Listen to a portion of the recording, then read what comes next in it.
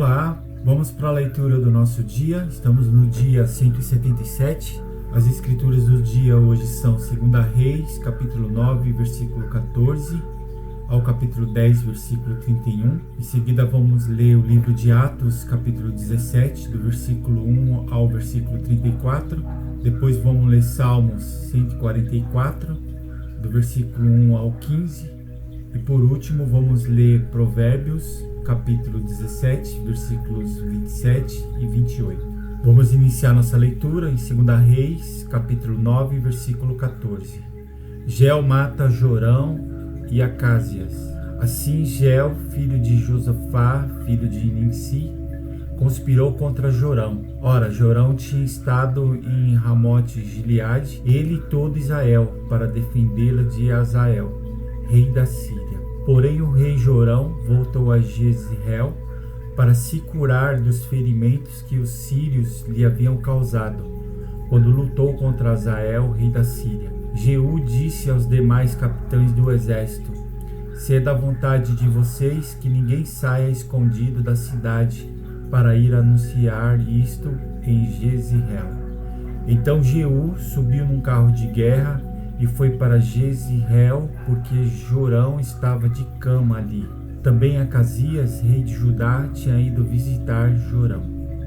A sentinela que estava na torre de Jezreel viu a tropa de Jeú, que se aproximava, e disse: vejo uma tropa. Jorão disse: chame um cavaleiro e diga que vá ao encontro deles para perguntar: vocês veem paz? O cavaleiro foi ao encontro de Jeú e disse: assim diz o rei, vocês veem paz? Jeú respondeu: o que você tem a ver com a paz? Passe para trás de mim. A sentinela deu aviso dizendo: o mensageiro chegou até eles, mas não está voltando. Então o rei Jorão mandou outro cavaleiro. Quando ele chegou até eles, disse: assim diz o rei, vocês veem paz? Jeú respondeu: o que você tem a ver com a paz? Passe para trás de mim. O sentinela deu aviso dizendo: também este chegou até eles, mas não está voltando. E o guiar do carro parece como o de Jeú, filho de Ninsim, porque ele está guiando como um louco. Jorão disse: preparem meu carro de guerra. E eles o prepararam.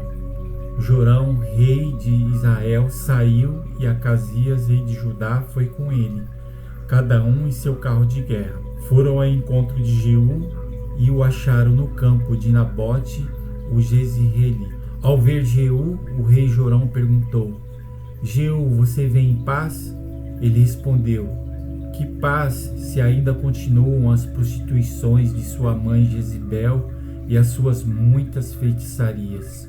Então Jorão deu meia volta e fugiu, gritando para Acasias: é uma traição, Acasias. Mas Jeú entensou o seu arco com toda a força e atingiu Jorão entre os ombros. A flecha atravessou o coração e ele caiu morto no seu carro de guerra. Então Jeú disse a Bidkar, seu capitão: levante-o e jogue-o no campo que era de Nabote, o Jezreelita. Lembre-se de que quando eu e você juntos víamos andando a cavalo atrás de Acabe, o pai de Jorão, o Senhor Deus pronunciou contra ele esta sentença: tão certo como vi ontem à tarde o sangue de Nabote e o sangue de seus filhos, diz o Senhor, assim neste campo eu darei a retribuição que você merece, diz o Senhor. Agora, pois, pegue-o e jogue-o neste campo, segundo a palavra do Senhor. À vista disso, Acasias, rei de Judá, fugiu pelo caminho de Bet-Agã. Mas Jeú o perseguiu e disse: matem também a este. E eles o atingiram dentro do carro de guerra, na subida de Gur, perto de Ibleão. Acasias fugiu para Megido, onde morreu. Os servos dele o levaram num carro para Jerusalém e o sepultaram no seu túmulo junto a seus pais, na cidade de Davi. Acasias havia começado a reinar sobre Judá no 11º ano do reinado de Jorão, filho de Acabe, a morte de Jezabel. Jeú chegou a Jezreel e Jezabel ficou sabendo disso. Então ela se pintou em volta dos olhos, enfeitou a cabeça e olhou pela janela. Quando Jeú entrou pelo portão do palácio, ela gritou: correu tudo bem em Ciri, o assassino do seu senhor? Jeú ergueu o rosto, olhou para a janela e perguntou: quem está do meu lado? Quem? E 2 ou 3 oficiais olharam para ele. Então ele disse: jogue-na pela janela. E eles a jogaram. O sangue dela salpicou a parede e os cavalos, e Jeú a atropelou. Jeú entrou no palácio, comeu e bebeu. Depois disse: tomem conta daquela maldita e sepultem o corpo, porque ela é filha de rei. Mas os que foram sepultá-la não acharam dela nada mais do que a caveira, os pés e as palmas das mãos. Então voltaram e contaram isso a Jeú. Ele disse: esta é a palavra do Senhor que ele falou por meio de Elias, o tesbita, seu servo, dizendo: no campo de Jezreel os cães comerão a carne de Jezabel. O cadáver de Jezabel será como esterco sobre a terra no campo de Jezreel, de maneira que ninguém poderá dizer: esta é Jezabel. Jeú extermina a casa de Acabe. Acabe tinha 70 filhos em Samaria. Jeú escreveu cartas e as enviou a Samaria, aos chefes da cidade, aos anciões e aos tutores dos filhos de Acabe, dizendo: logo que esta carta chegar até vocês, pois estão com vocês os filhos de seu senhor o rei, bem como os carros de guerra, os cavalos, a cidade fortificada e as armas. Escolham o melhor e mais capaz dos filhos de seu senhor e ponham-no sobre o tronco de seu pai e lutem pela casa de seu senhor. Porém, eles temeram muitíssimo e disseram: 2 reis não puderam resistir a ele. Como poderemos nós fazê-lo? Então o responsável pelo palácio, o responsável pela cidade, os anciões e os tutores mandaram dizer a Jeú: somos os seus servos e faremos tudo o que o Senhor nos ordenar. A ninguém constituiremos rei. Faça o que achar melhor. Então Jeú lhes escreveu outra carta dizendo: se vocês estão do meu lado e querem obedecer-me, então peguem as cabeças dos filhos dos reis, seu senhor, e amanhã a estas horas venham a mim a Jezreel. Ora, os filhos do rei, que eram 70, estavam com os homens importantes da cidade que os criavam. Quando receberam a carta, tomaram os filhos do rei e os mataram, 70 homens, e puseram as cabeças deles em cestos, que enviaram a Jeú em Jezreel. O mensageiro foi até Jeú e lhe disse: trouxemos as cabeças dos filhos do rei. Jeú disse: ponham as cabeças em 2 montões à entrada do portão, até pela manhã. Pela manhã Jeú saiu, parou e disse a todo o povo: vocês não têm culpa. Eis que eu conspirei contra o meu senhor e o matei, mas quem matou todos estes? Portanto, saibam agora que da palavra do Senhor, pronunciada contra a casa de Acabe, nada cairá em terra, porque o Senhor fez o que falou por meio do seu servo Elias. Então Jeú matou todos os que restavam da casa de Acabe em Jezreel, bem como todos os homens importantes, os seus conhecidos, os seus sacerdotes, até não sobrar nem sequer um deles. Depois ele se levantou e partiu rumo a Samaria. No caminho, quando estava em Bet-Eked dos pastores, Jeú encontrou parentes de Acasias, rei de Judá, e perguntou: quem são vocês? Eles responderam: somos parentes de Acasias. Estamos indo saudar os filhos do rei e os filhos da rainha mãe.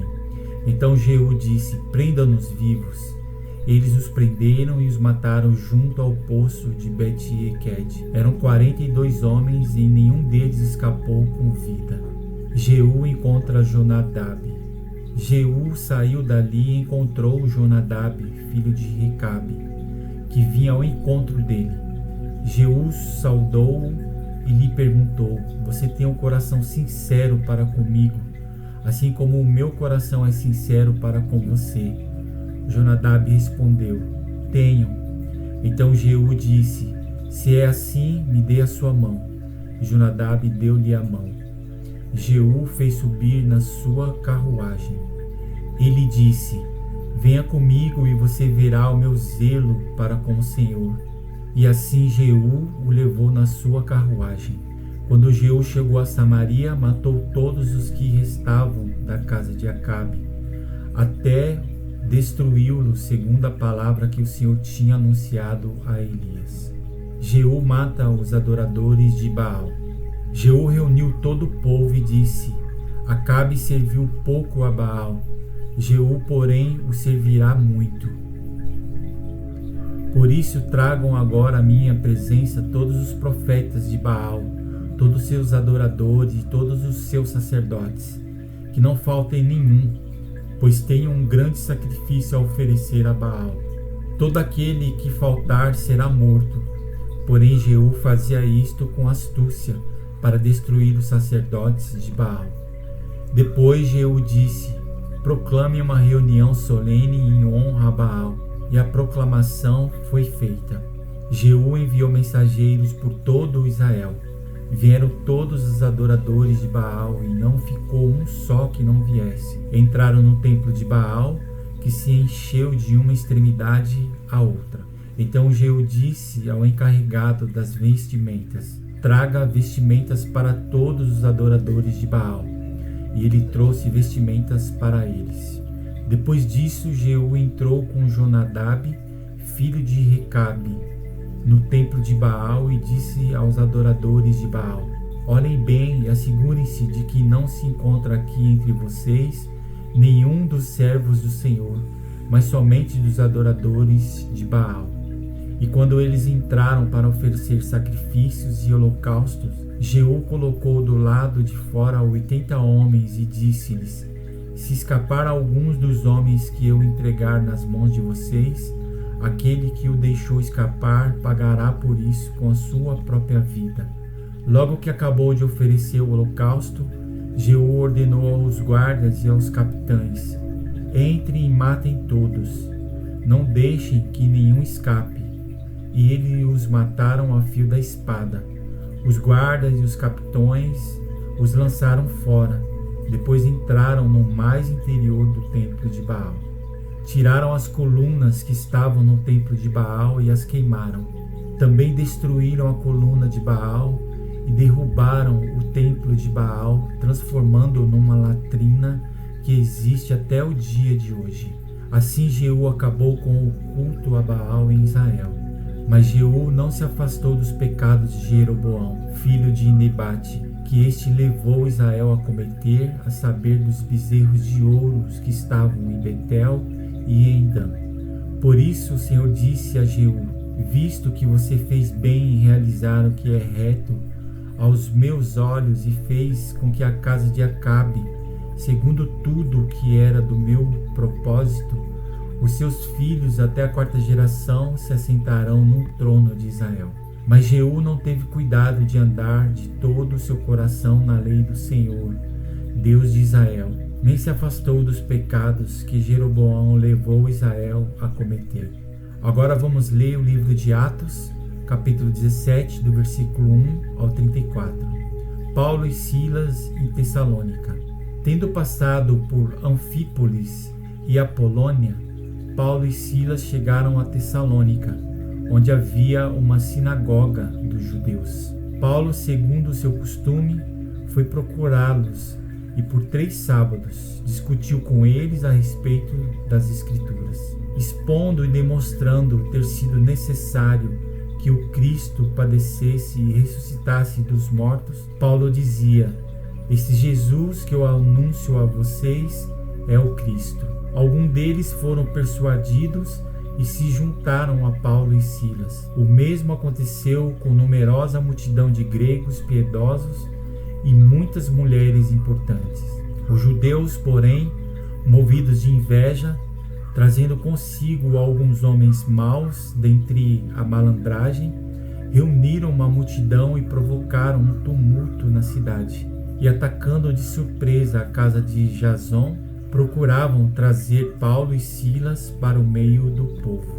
Porém, não os encontrando, arrastaram Jason e alguns irmãos diante das autoridades, gritando: estes que promovem tumulto em todo o mundo chegaram também aqui. E Jason os hospedou na casa dele.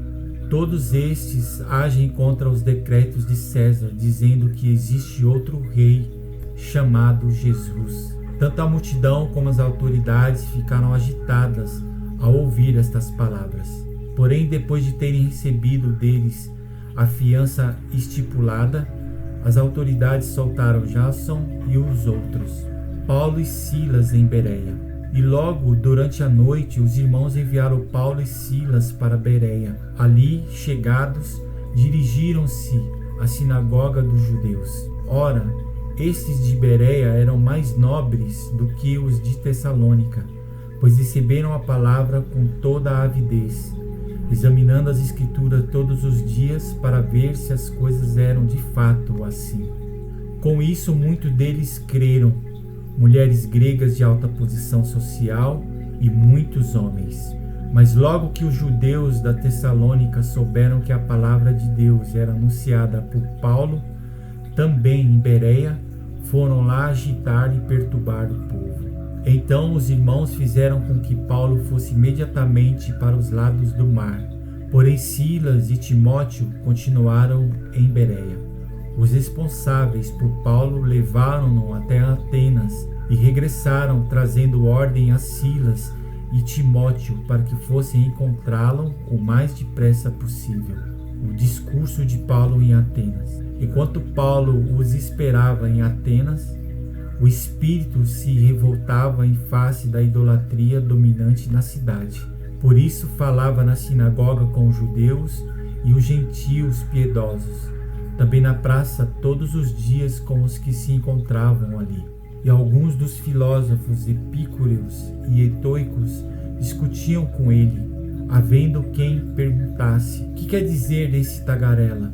Outros diziam: parece pregador de deuses estranhos. Diziam isso porque Paulo pregava Jesus e a ressurreição. Então, tomando-o consigo, levaram-no ao Areópago, dizendo: podemos saber que nova doutrina é essa que você ensina? Pois você nos traz aos ouvidos coisas estranhas e queremos saber o que vem a ser isso. Acontece que todos os de Atenas e os estrangeiros residentes não se ocupavam com outra coisa senão dizer ou ouvir as últimas notícias. Acontece que todos os de Atenas e os estrangeiros residentes não se preocupavam com outra coisa senão dizer ou ouvir últimas novidades. Então Paulo, levantando-se no meio do Areópago, disse: senhores atenienses, percebo que em tudo vocês são bastante religiosos, porque andando pela cidade e observando os objetos de culto que vocês têm, encontrei também um altar no qual aparece a seguinte inscrição: ao Deus desconhecido, pois esse que vocês adoram sem conhecer é precisamente aquele que eu lhes anuncio. O Deus que fez o mundo e tudo o que nele existe, sendo ele Senhor do céu e da terra, não habita em santuários feitos por mãos humanas, nem é servido por mãos humanas como se precisasse de alguma coisa, pois ele mesmo é quem a todos dá vida, respiração e tudo mais. De um só homem fez todas as nações para habitarem sobre a face da terra, havendo fixados os tempos previamente estabelecidos e os limites da sua habitação, para buscarem Deus, se porventura tateando, o possam achar, ainda que não esteja longe de cada um de nós. Pois nele vivemos, nos movemos e existimos, como alguns dos poetas de vocês disseram, porque dele também somos geração. Portanto, visto que somos geração de Deus, não devemos pensar que a divindade é semelhante ao ouro, à prata ou à pedra, trabalhados pela arte e imaginação do homem. Deus não levou em conta os tempos de ignorância, mas agora ele ordena a todas as pessoas em todos os lugares que se arrependam. Porque Deus estabeleceu um dia em que julgará o mundo com justiça por meio de um homem que escolheu, e deu certeza disso a todos, ressuscitando-o dentre os mortos. Uns zombam, outros creem. Quando ouviram falar da ressurreição dos mortos, uns zombaram e outros disseram: a respeito disso ouviremos você em outra ocasião. A essa altura Paulo se retirou do meio deles. Houve, porém, alguns homens que se juntaram a ele e creram. Entre eles estava Dionísio, o Areopagita, uma mulher chamada Damaris, e com eles mais algumas pessoas. Agora vamos ler o livro de Salmos, capítulo 144, do versículo 1 ao 15. Gratidão pela proteção de Deus. Salmo de Davi. Bendito seja o Senhor, rocha minha, que treina as minhas mãos para a batalha e os dedos para a guerra. Ele é a minha misericórdia, a minha fortaleza, o meu alto refúgio e o meu libertador, o meu escudo e aquele em quem confio e quem me submete, o meu povo. Senhor, que é o homem para que dele tomes conhecimento, e o filho do homem para que o estimes. O ser humano é como um sopro, os seus dias são como a sombra que passa. Abaixa, Senhor, os teus céus e desce. Toca os montes para que fumiguem. Mande relâmpagos e dispersa os meus inimigos. Arremessa tuas flechas para fazê-los fugir. Estende a mão lá do alto. Livra-me e salva-me das muitas águas e do poder de estranhos, cuja boca profere mentiras e cuja mão direita é a mão direita da falsidade. A ti, ó Deus, entoarei um cântico novo. Na lira de 10 cordas te cantarei louvores. É ele que dá aos reis a vitória, quem livra o seu servo Davi da espada maligna. Livra-me e salva-me do poder de estranhos, cuja boca profere mentiras e cuja mão direita é a mão direita da falsidade. Que os nossos filhos sejam a tua mocidade, como plantas viçosas, e que as nossas filhas sejam como colunas esculpidas para um palácio. Que os nossos celeiros transbordem, cheios de todo tipo de provisões. Que os nossos rebanhos produzam a milhares e a dezenas de milhares em nossos campos. Que o nosso gado seja fértil e as vacas não percam as suas crias. Não haja gritos de lamento em nossas praças. Bem-aventurado o povo a quem assim sucede. Sim, feliz é o povo cujo Deus é o Senhor. Agora vamos ler por último Provérbios, capítulo 17, versículos 27 e 28. Quem controla suas palavras possui conhecimento, e o sereno de espírito é inteligente. Até o insensato, quando se cala, é tido por sábio. Se fica de boca fechada, passa por inteligente. Encerramos aqui a nossa leitura do dia. E obrigado pela sua participação, e amanhã estaremos aqui novamente e conto com a sua participação. Um grande abraço e até mais.